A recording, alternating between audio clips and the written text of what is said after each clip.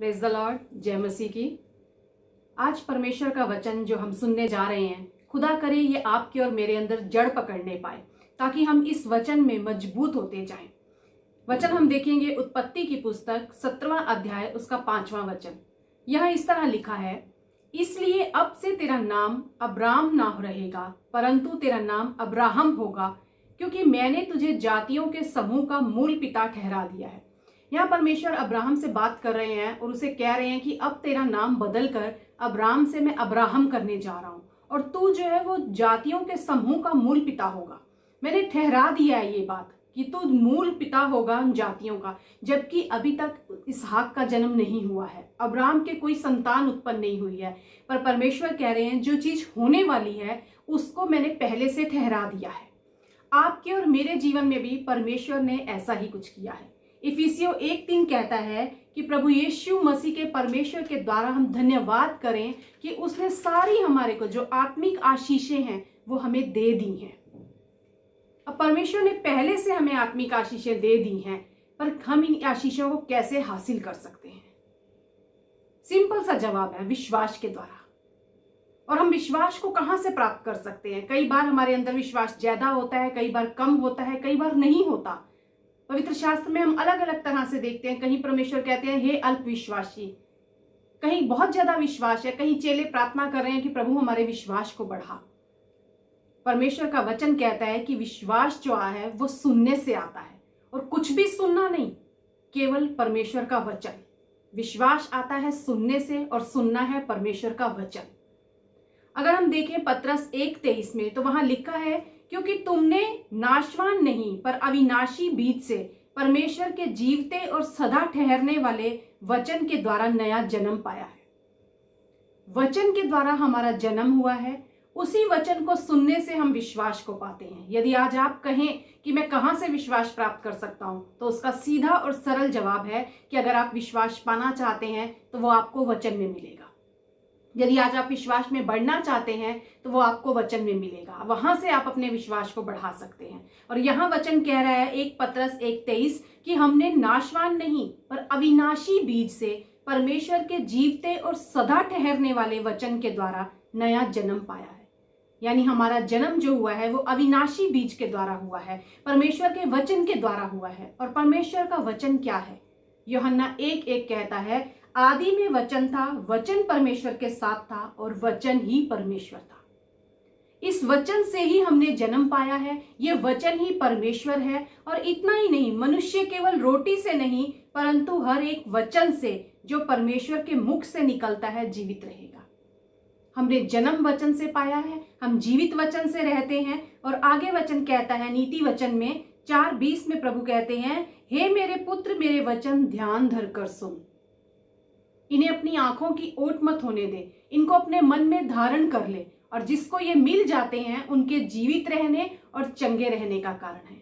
यानी वचन से ही हमारा जन्म हुआ है, वचन से ही हम जीवित रहते हैं, वचन के द्वारा ही हम चंगे होते हैं। तो ये वचन ही है जो हमारे जीवन में विश्वास को लेकर आता है। पवित्र शास्त्र में हम बीज बोने वाले का दृष्टांत पढ़ते हैं। वहां हम देखते हैं कि 4 तरह की भूमि है। 4 तरह की भूमि है लेकिन बीज एक तरह का है, और वो चारों तरह की भूमि पर बोया गया, लेकिन 3 तरह की भूमि जो है उसमें कोई फसल उत्पन्न नहीं हुई।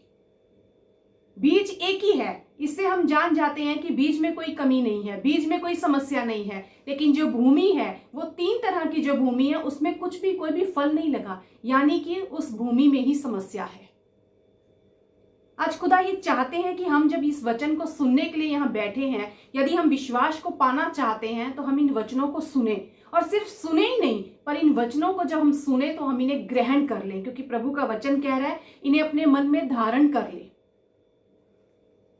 धारण कैसे हम कर लें इन वचनों को? यहाँ वचन जब हम पढ़ते हैं बीज के बारे में, तो वहां लिखा है कि मार्ग के किनारे जो बीज गिरा, जो बीज वहां गिराया गया, उसे आकाश के पक्षियों ने आकर चुग लिया।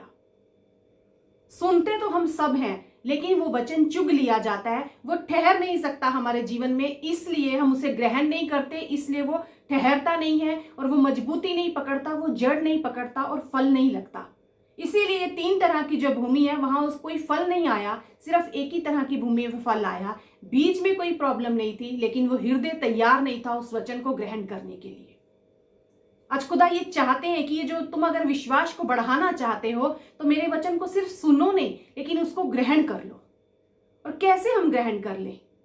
जब हम वचन को सुने तो हम उस वचन को में अपने आप को जोड़ लें, अपने आप को शामिल कर लें। अगर हम पौलुस की पत्री पढ़ते हैं तो वहां जब हम पढ़ते हैं कि पौलुस तीमुथियुस से क्या कह रहा है, तो हम तीमुथियुस की जगह अपने आप को रख लें कि पौलुस मुझसे बात कर रहा है।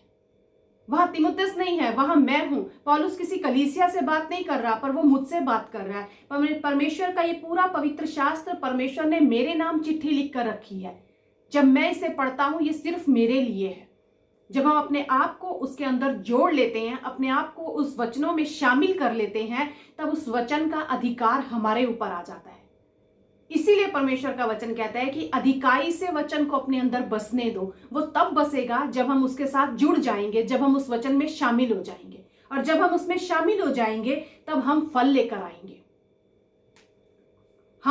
हम जब वचन सुनते हैं तो इतनी जल्दी हमारी प्रतिक्रिया नहीं होती उस वचन के लिए। कई बार हम सोचते हैं ये मेरे लिए नहीं, दूसरे के लिए वचन आ रहा है, हाँ ये उसके लिए वचन आ रहा है। पर यहाँ लिखा है कि जब वो बीज गिरा, आकाश के पक्षियों ने आकर उसे चुग लिया। शैतान अपने कार्य में तत्पर रहता है। वो जानता है कि इनके जीवित रहने का कारण वचन ही है। और उसका काम क्या है? वो चोरी करने आया है, घात करने आया है और नष्ट करने आया है। और वो अपने काम के लिए तत्पर है। वो देरी नहीं करता। वचन आया, हमने उसे ग्रहण नहीं किया, लेकिन उसने फटाफट चुग लिया, क्योंकि वो जानता है अगर इन्होंने सुन लिया तो ये सुन लेंगे तो ये विश्वास लाएंगे, और विश्वास लाएंगे तो ये जीवन पाएंगे। इसलिए वो चुरा लेता है। जब वो चोरी कर लेता है तो वो हमें घात कर देता है। घात करता है तो हम नष्ट हो जाते हैं, हमारा विश्वास मर जाता है। हम विश्वास कर ही नहीं सकते कि हमने कोई वचन सुना है, और हम ये जान ही नहीं पाते कि हमारे जीवन में परमेश्वर ने कुछ हमारे लिए रखा है। कुछ लोग अपने जीवन में आशीषित होते हैं, कुछ नहीं हो पाते। क्यों? जबकि परमेश्वर तो हर एक के लिए कहता है कि मैं तुम्हें जय के उत्सव में चलाता हूं। ये नहीं कि एक दिन चलाऊंगा, पर मैं तुम्हें जय के उत्सव में चलाता हूं, उत्सव में लिए चलता हूं रोज। परमेश्वर की हमारे लिए क्या इच्छा है? वो सिर्फ हमें जय में लेकर चलना चाहता है। पर कैसे हम उस जय में चल सकते हैं? जब तक हम विश्वास ही नहीं करेंगे कि आशीषें मेरे लिए हैं, तो हम जय को नहीं देख सकते। इसीलिए उस विश्वास को पाने के लिए हमें वचन को सुनना होगा, और सुनकर उसे अपने अंदर ग्रहण करना होगा। उसके अंदर हमें जुड़ जाना होगा, उसके साथ अपने आप को शामिल कर लेना होगा, ताकि वो वचन हमारे ऊपर अधिकार ले ले। और जब हमारे ऊपर वो अधिकार ले लेगा, तब उस वचन का ही अधिकार हम पर चलेगा। और जो आशीषें परमेश्वर ने हमारे लिए रख दी हैं, पहले से हमें दे दी हैं, उन आशीषों को पाने के लिए हम उन आशीषों के भागीदार बन जाएंगे। हमें पता है अगर ये सारी आशीषें हमारे लिए हैं, तब हमें कोई मुश्किल नहीं है उस विश्वास को करने में और उन चीजों को हासिल करने में। यदि हम ये मान लेते हैं, जब हम मानते हैं तभी हम विश्वास करते हैं, और तभी हम हासिल कर पाते हैं। आत्मिक और शारीरिक इन दोनों बातों का रिश्ता जो है वो विश्वास के साथ जुड़ा हुआ है। आत्मिक आशीषों को शारीरिक रूप में पाने के लिए आपको विश्वास का रास्ता चुनना होगा, आपको विश्वास को बढ़ाना होगा, आपको विश्वास करना होगा कि ये परमेश्वर ने मेरे लिए कर दिया है। कई बार हम अपनी गलतियों को, अपने अंदर की कमियों को बहुत अच्छे से जानते हैं। मैं ये नहीं कर सकता, मैं ऐसा, मेरे से ऐसा होगा ही नहीं, मैं तो जिंदगी में ऐसा कुछ कर नहीं सकता। आज परमेश्वर चाहते हैं कि जो तुम्हारे अंदर अच्छाई है उसको तुम जानो। खुदा कहते हैं यूहन्ना के 10:27 में कि मेरी भेड़ें मेरा शब्द सुनती हैं। यानी परमेश्वर को ये पता है हम उसका वचन सुनते हैं। और उसके बाद आगे खुदा कहते हैं कि वो सुनती हैं, वो उसको ग्रहण करती हैं, और मैं जानता हूं वो मेरे पीछे पीछे चलती हैं। यानी परमेश्वर जानते हैं हमारे अंदर एक अच्छाई है, हम वचन को सुनते हैं, हम उसे ग्रहण भी कर लेते हैं, हम पीछे पीछे चलते हैं परमेश्वर के। तो आज हम अपने आप में ये विश्वास लेकर आए कि जो हमारे अंदर है, जो अभिषेकित परमेश्वर हमारे अंदर वास करता है, उसके अभिषेक के द्वारा मैं सब कुछ कर सकता हूं। वो हमारे अंदर वास करता है खुदा, इसलिए मैं विश्वास ला सकता हूं अपने परमेश्वर के ऊपर। मैं अपने आशीषों को हासिल कर सकता हूं, मैं उसके अभिषेक में बना रह सकता हूं, क्योंकि परमेश्वर का वचन कहता है तुम्हारे अंदर अभिषेक बना रहेगा। अभिषेक कौन है? अभिषेकित परमेश्वर जो आपके और मेरे अंदर है, वही हमारा अभिषेक है। वो हमारे अंदर है, इसलिए हम अभिषेकित हैं। और जब वो हमारे अंदर है तो कुछ भी हमारे लिए असंभव नहीं है। वो खुदा अपनी सामर्थ्य से हमारे जीवन में सब कुछ कार्य कर सकता है। हम दूसरों की बातों पर बड़ी जल्दी विश्वास ले आते हैं, पर जो परमेश्वर हमसे कहता है उन बातों पर विश्वास लाना हमारे लिए मुश्किल हो जाता है। आज परमेश्वर हमसे यही कह रहे हैं कि तुमने अविनाशी बीज से तुम जन्मे हो और वो खुदा तुम्हारे अंदर वास करता है। उसकी सामर्थ में तुम सब कुछ कर सकते हो, और अगर जीवन में कुछ पाना चाहते हो तो शैतान को वचन को चुराने ना दो, पर उस वचन के साथ अपने आप को जोड़ लो, उस वचन में शामिल हो जाओ, ताकि उस वचन का अधिकार आपके और मेरे ऊपर आ जाए। और जब वो वचन हमारे ऊपर अधिकार ले लेगा तब हमारे अंदर विश्वास आ जाएगा, और जब विश्वास आएगा हमारे अंदर तो हम वो सब हासिल कर सकते हैं जो परमेश्वर ने हमारे लिए पहले से कर दिया है। अब्राहम से परमेश्वर कहते हैं कि तुझे मैंने ठहरा दिया है मूल जातियों का, मूल पिता उन जातियों का, जबकि अभी एक भी बेटा पैदा नहीं हुआ। खुदा कहता है मैंने ये सब कुछ तुम्हारे लिए उस क्रूस पर कर दिया है, सारी आशीषें रख दी हैं, तुम्हें विश्वास के द्वारा उन्हें हासिल करना है। इब्रानियों 10 के 38वें वचन में अगर हम देखें तो वहां लिखा है, धर्मी जन विश्वास से जीवित रहेगा।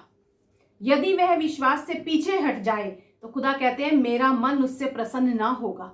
परमेश्वर को प्रसन्न करने का एक ही कारण है कि हम विश्वास में रहें, और खुदा कहता है कि धर्मी जन विश्वास ही से जीवित रहेगा। हमने विश्वास से ही बीज, उस वचन से ही जन्म पाया है, उस वचन के द्वारा ही हम जीवित रहते हैं, उसके द्वारा ही हम चंगे रहते हैं, और उस वचन के द्वारा ही आज हम समृद्धि को पा सकते हैं, हम आशीषों को पा सकते हैं।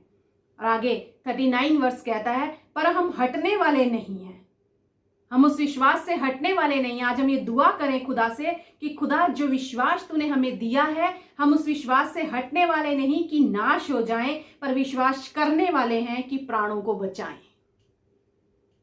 हम विश्वास करने वाले बने ताकि अपने प्राणों को हम बचाएं। विश्वास करते हैं कि आज इस वचन के द्वारा परमेश्वर ने एक बार फिर आपके और मेरे अंदर ये जागृति भरी है कि हम इन वचनों को सुनना सीखें, क्योंकि हमारे जीवन में वचन का क्या स्तर है वो ही हमारे जीवन के स्तर को निर्धारित करता है। कितने स्तर पर, किस लेवल पर, किस आदर पर हम उस वचन को रखते हैं, वही हमारे जीवन के स्तर को निर्धारित करता है कि हम कितनी ऊंचाइयों पर हैं, हम कहाँ हैं, किस लेवल पर हैं। यदि आप इस वचन को अपने अंदर आदर देते हैं, अपने अंदर ग्रहण करते हैं, अपने जीवन में प्रथम स्थान पर रखते हैं, तो परमेश्वर की सारी आशीषें आपके पीछे खुद ब खुद चलेंगी, क्योंकि विश्वास ही के द्वारा आप इन आशीषों को हासिल कर सकते हैं। खुदा इस वचन के द्वारा आपके और मेरे जीवन में अपनी बरकतों और आशीषों को भरे। धन्यवाद।